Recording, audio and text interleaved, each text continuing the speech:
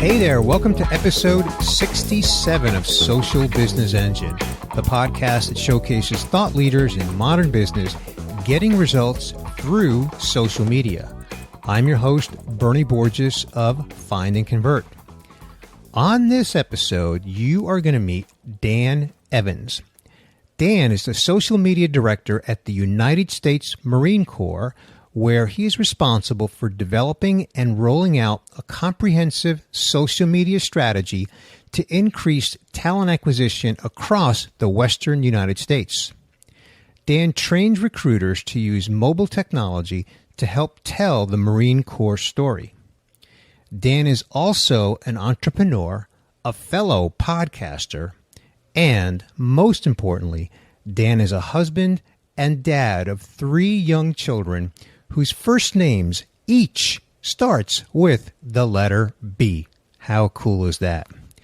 Well, Dan, first and foremost, thank you for your service to our country and welcome to the Social Business Engine podcast.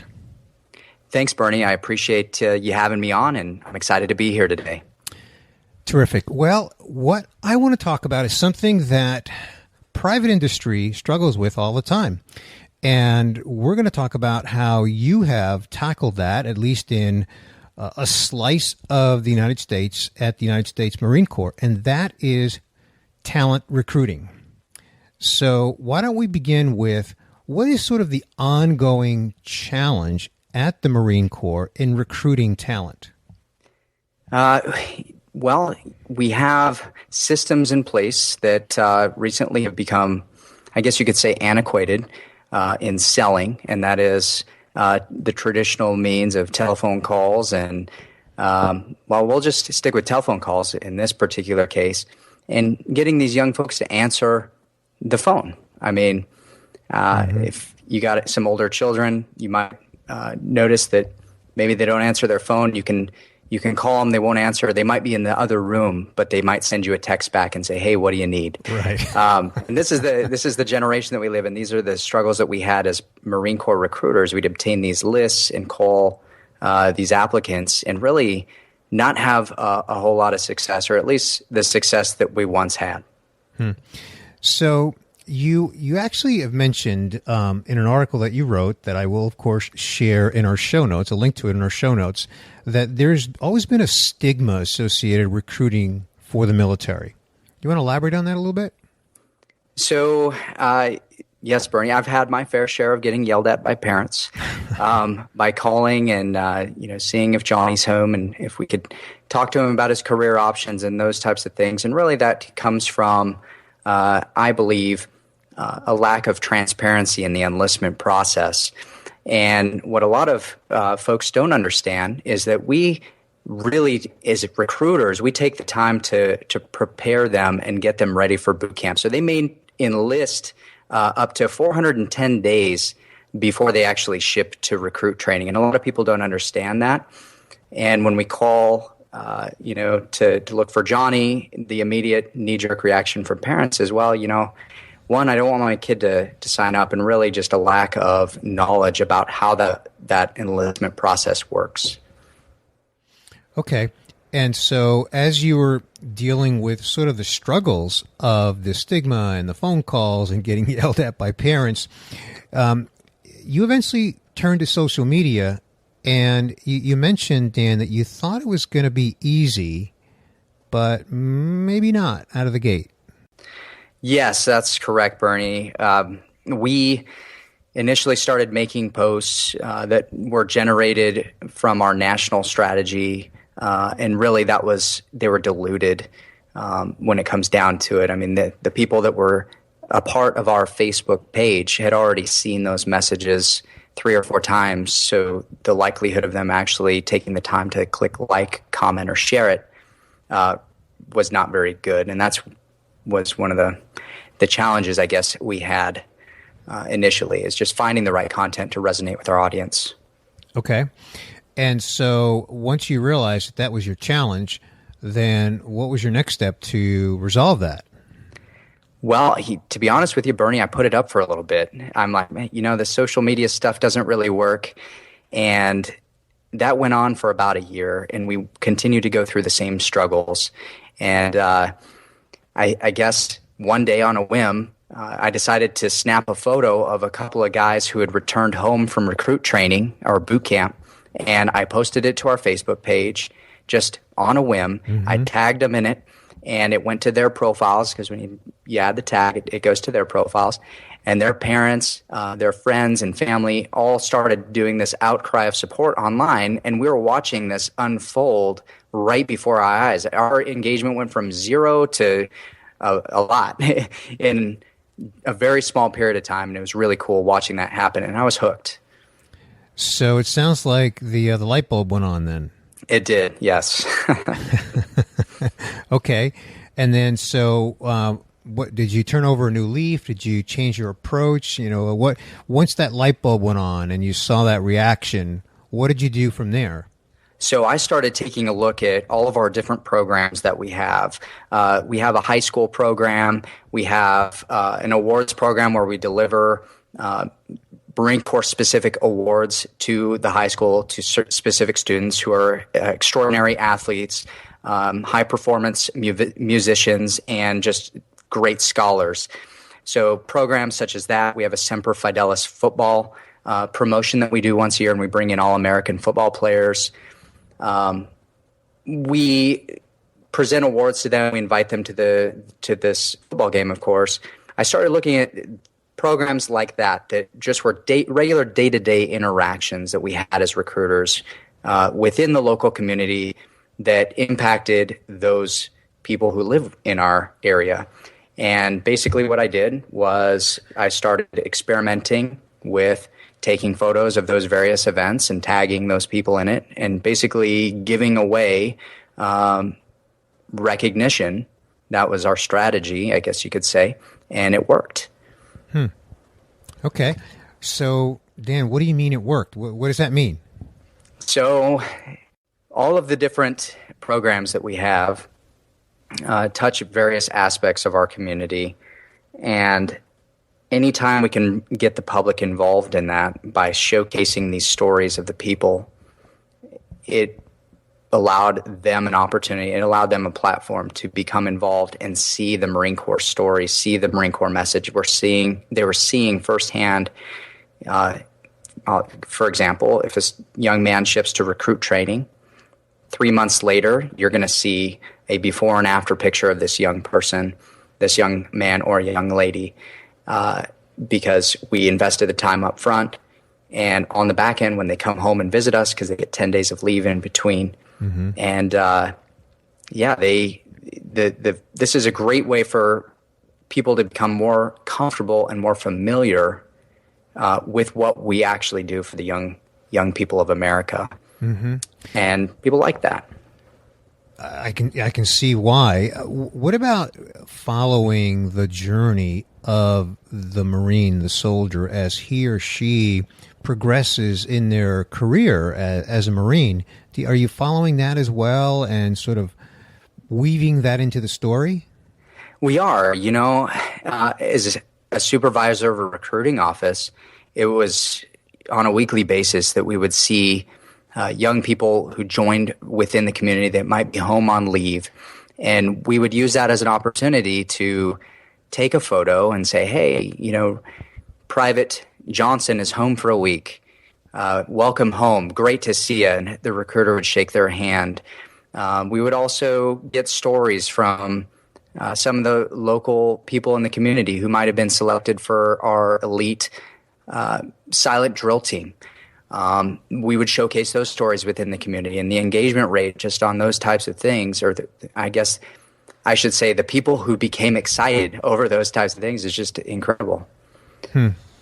Now, you actually train recruiters. Is that right, Dan? Yes, I do. Okay, so let's talk about that a little bit, because you can't be a one person. I guess I shouldn't use the word army, right? Since you're the Marines. That's right. We are the Marines. America's 911 force. Right. But of course, in my context, I was using it as a metaphor, but maybe having a little bit of a pun there with you. So apologize for that. But, you can't be a one-person, department, if you will. that does all the recruiting. So talk a little bit about what it takes to train recruiters in the U.S. Marine Corps. So we have a two-phased approach. I've got a mobile strategy, which I'll talk about for just a minute.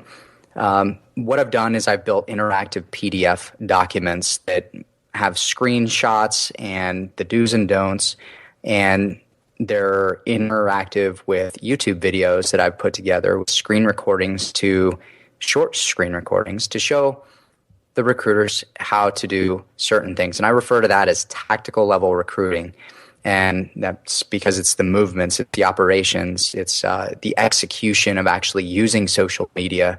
And that is a mobile strategy that I have put together. Mm-hmm. And we also have a social media training group that we've built on Facebook. It's a closed group. And as we conduct this training and go around the Western United States, or I go around the Western United States, we add the recruiters to this group, and we showcase the best content that's produced on a daily basis in there to inspire the rest of the West, I guess, to create similar content. So it's kind of like a sharing board, if you will. Okay. And do you also collaborate with your counterparts, because you are responsible for a specific region in the U.S., correct?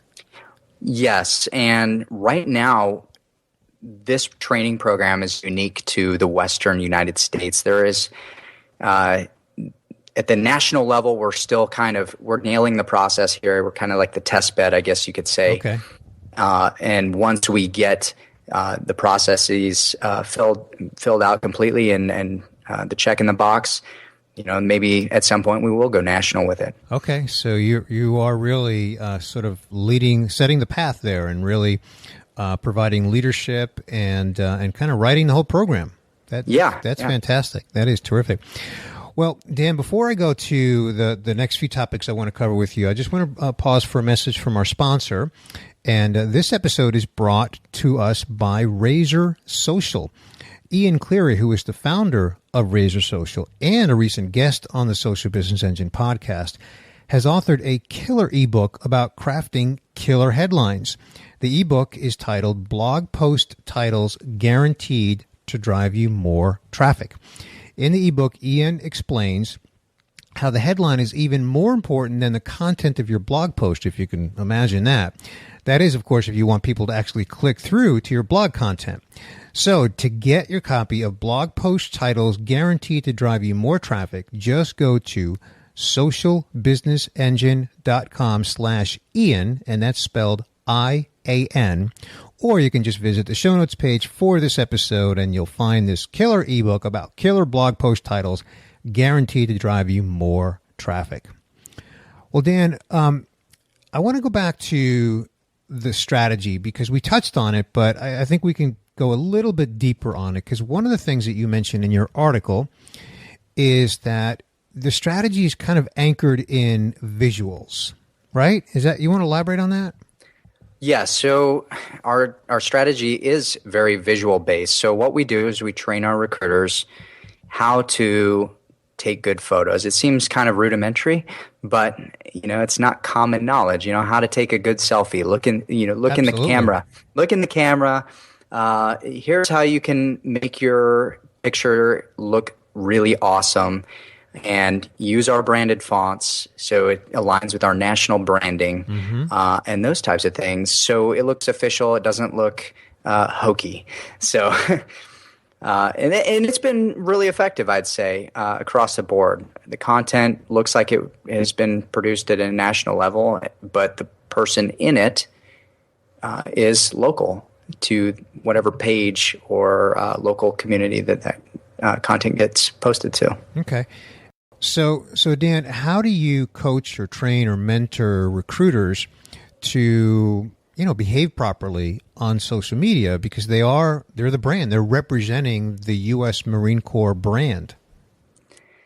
Yeah. So my strategy is really pretty simple. I train them on how to protect their own personal brand and really give them an education on how social media works and how the like button works and how many people have the potential to see certain things when they click the like button, and really giving them that education on the ins and outs and the back end, so to speak, of social media is really enhanced their knowledge just in general to not just help them become better recruiters and post the right types of things, but also monitor the types of things that they post on their personal profiles and protect their own personal brands. Mm-hmm. Mm-hmm. Now, the topic of personal brands and employees in private industry representing both themselves and the corporation that they work for, that's a topic that we actually talk a lot about here on the Social Business Engine podcast. And there's a lot of talk about this generally in the marketplace. You know, the whole concept of employee advocacy is a huge topic. So as I think of the Marine Corps as a brand that's been active on social media, I think of the brand, Dan, as one that has been active at the national level. But what I'm hearing from you is that this is a movement that is, in fact, embracing what private industry calls employee advocacy, where recruiters, the actual soldiers themselves, perhaps in the role of recruiters, are representing themselves as in their personal brand, but also the Marine Corps. So is this something that has been evolving slowly, or is there a rapid adoption of this? Well, to answer your question, I would say that this has been evolving slowly. The only thing I did, Bernie, was I put together some official Facebook pages and separated their personal life from their work life by empowering them to post to the official local brand page. We actually have 170 local Facebook pages spread out across the western United States. Oh, wow. And each recruiting office has probably 5 to 7 recruiters. So there's 5 to 7 individuals who have the ability, they're empowered as editors to post to Facebook on those local pages. Now, they were already doing posts. The thing that was missing was the ability to separate that personal profile and work by they were just sharing stuff to their personal profiles. I think a lot of employees perhaps do that. Correct me if I'm wrong, Bernie, but they're making posts. They're talking about their workplace, but maybe not in the right channel. And this allowed them to separate it very well. So when they're posting, you said over 170, if I heard you correctly, local Facebook pages. So would an example of that be like a geographic, like Omaha or Billings, Montana, or whatever? So like a local Facebook page for a city or a region? Is that an example?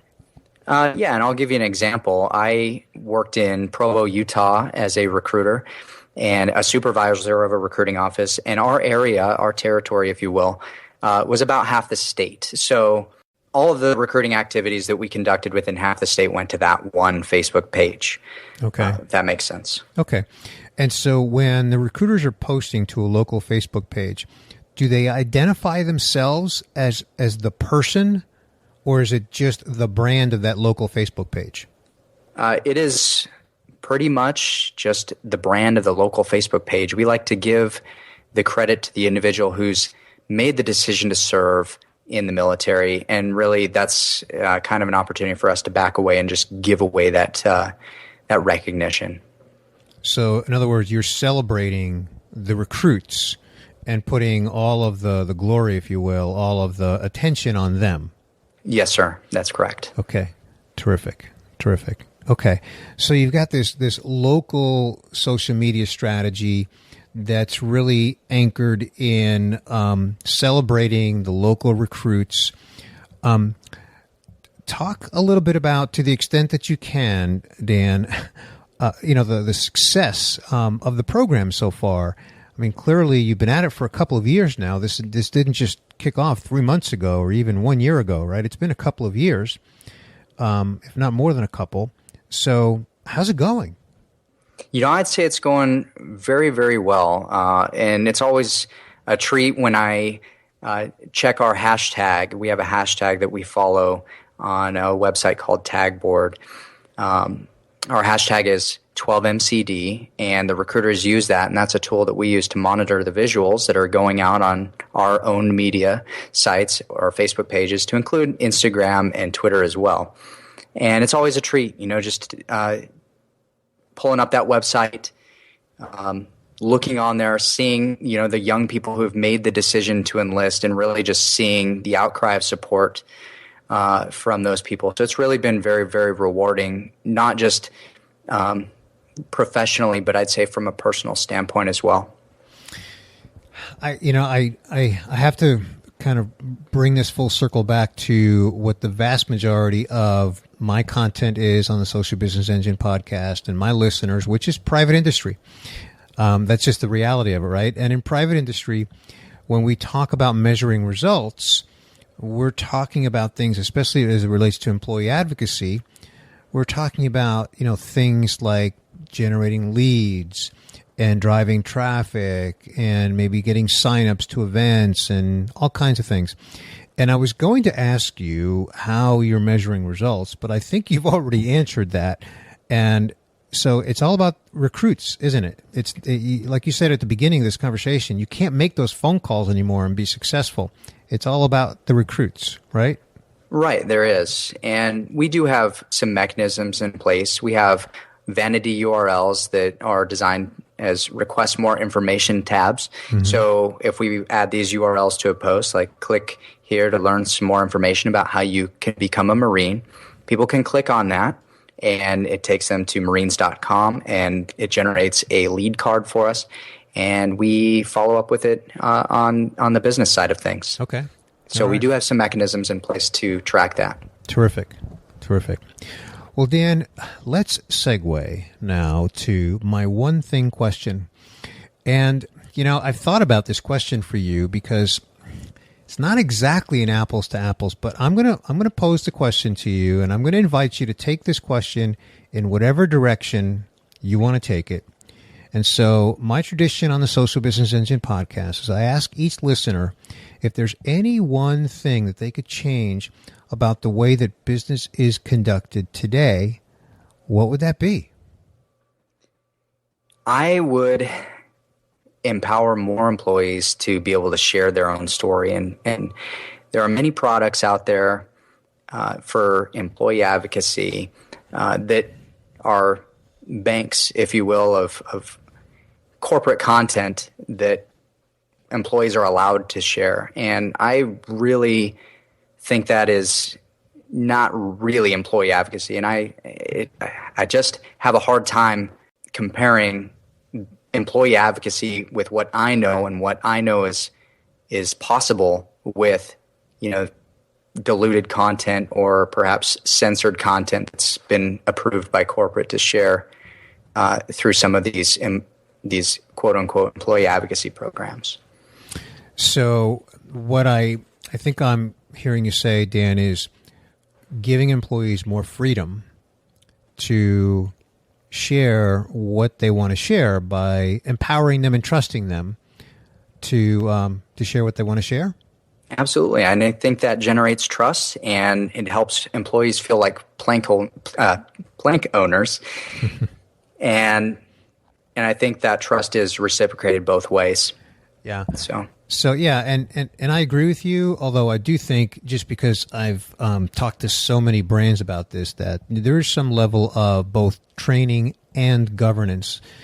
And by governance, I've learned to embrace the governance word, because I've come to understand what it really means, and what it really means when it's implemented correctly in any industry, whether it's private industry or military, is it really gives employees an understanding, a really good understanding of what they can do that's effective and productive, and also where they can cross the line and get into trouble by doing something or saying something or sharing something that they shouldn't. So when that's in place, then with that kind of a caveat, I'm 100% with you on that. Right. And we actually have governance, and we have a policy in place, and I would absolutely agree with you, Bernie, that those things do need to be in place first. But I think it's a safe. You can mitigate some of the risk by putting together a good policy and having those quality control measures and governance in place to ensure that the right message is being cast. Yep, absolutely. Well, Dan, before we sign off here, tell us a little bit about your podcast and where can people learn more about you and what you're doing in and outside the military. Sure. My website is danevansonline.com, and I'm also a podcast host. The Military Entrepreneur Show is the name of it. And what I do is I interview successful veteran entrepreneurs who have made it in the military and in business. And my goal is to learn vicariously through them and hopefully prevent myself from making some of those mistakes, because I too am making the transition here soon from the military into the corporate world. So that's my show. I figured I'd be selfish if I was just interviewing these successful veterans, my brothers and sisters in arms, and not sharing that information. So that's kind of my motive behind sharing the show online. I think it's brilliant. I wish you nothing but success with your podcast and success. And I know I just know that you're going to have success making that transition. I think you've got a great background. And from the little bit that I know of you, Dan, you clearly have made a very strong impression of your motivation and your work ethic and your passion for really making a contribution. So I have no doubt that you are going to make that transition successfully. I think you already are on that journey. So I thank you, Dan, once again for your service to our country in the United States Marine Corps. I thank you for your time here today and sharing your story on what you have done as a recruiter in the United States Marine Corps. Well, thank you very much, Bernie, for having me. My pleasure. Well, before we sign off here, folks, today, I just want to remind everybody that they can get their copy of Ian Cleary's amazing ebook, Blog Post Titles Guaranteed to Drive More Traffic. That's at socialbusinessengine.com/Ian, spelled IAN. And while you're there on our website, remember to visit our video channel where you can also catch interviews with other inspiring business professionals that are using social media to create measurable business outcomes. And hey, before we sign off, you know that I like to request, I always make this request, that you would write a review of this podcast in iTunes. If you like the podcast, of course. Of course, even if you don't like it, you can still write that review. But reviews help others discover the podcast. And to make that easy, we have a page that's set up at socialbusinessengine.com/iTunes that links directly to this podcast. Well, that is a wrap for this episode. This is Bernie Borges of Find and Convert, wishing you continued success as you use social media in your company to get stuff done. We'll see you next time.